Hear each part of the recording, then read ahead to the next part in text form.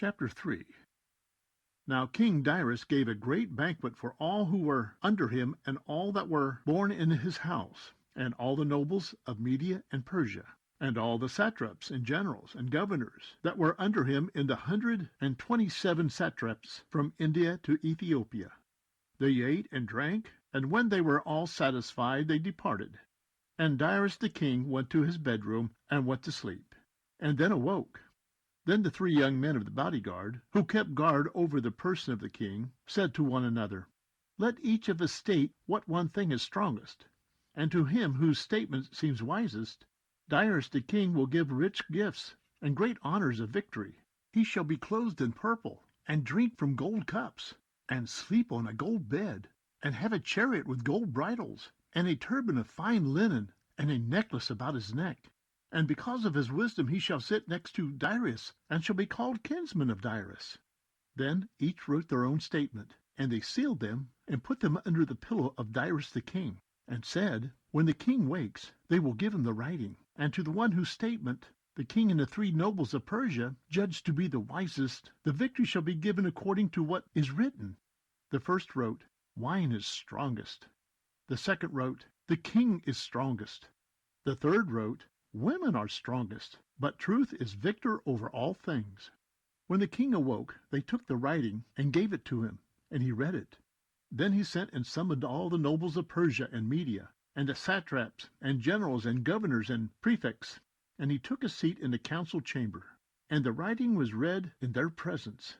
And he said, "Call the young men, and they shall explain their statements." So they were summoned and came in. And they said to them, "Explain to us what you have written." Then the first, who had spoken of the strength of wine, began and said, "Gentlemen, how is wine strongest? It leads astray the mind of all who drink it, and makes equal the mind of the king and the orphan, of the slave and the free, of the poor and the rich. It turns every thought to feasting and mirth, and forgets all sorrow and death. It makes all hearts feel rich, forgets kings and satraps, and makes everyone talk in millions. When men drink, they forget to be friendly with friends and brothers, and before long they draw their swords. And when they remove from the wine, they do not remember what they have done. Gentlemen, is not wine the strongest, since it forces men to do these things?" When he had said this, he stopped speaking. Chapter 4. Then the second, who had spoken of the strength of the king, began to speak. "Gentlemen, are not men strongest, who rule over the land and sea, and all that is in them? But the king is stronger. He is their lord and master, and whatever he says to them they obey.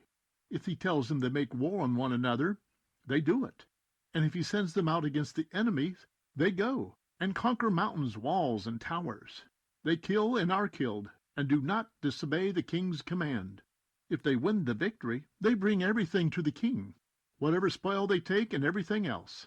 Likewise, those who do not serve in the army or make war, but till the soil, whenever they sow, reap the harvest, and bring some to the king, and they compel one another to pay taxes to the king.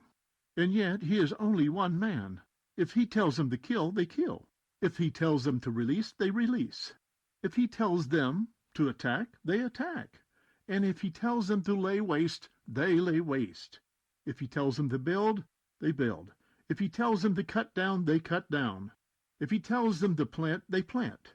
All his people and his armies obey him. Moreover, he reclines, he eats and drinks and sleeps.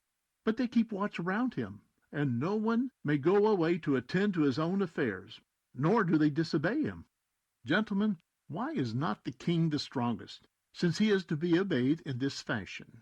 And he stopped speaking. Then the third, that is, Zerubbabel, who had spoken of women and truth, began to speak. "Gentlemen, is not the king great, and are not men many? And is not wine strong? Who then is their master, or who is their lord? Is it not women?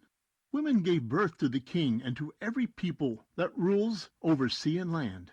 From women they came, and women brought up the very men who plant the vineyards from which comes wine. Women make men's clothes. They bring men glory.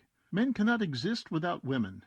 If men gather gold and silver and any other beautiful thing, and then see a woman lovely in appearance and beauty, they let all those things go. and gape at her, and with open mouth stare at her, and all prefer her to gold or silver or any other beautiful thing. A man leaves his own father, who brought him up, and his country, and cleaves to his wife. With his wife he ends his days, and no thought of his father or his mother or his country. Hence, you may realize that women rule over you. Do you not labor and toil and bring everything and give it to women? A man takes his sword and goes out to travel, and rob and steal, and to sail the sea and rivers.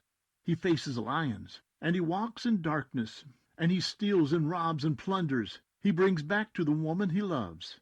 A man loves his wife more than his father or his mother. Many men have lost their minds because of women, and have become slaves because of them. Many have perished or stumbled or sinned because of women. And now do you not believe me? Is not the king great in his power?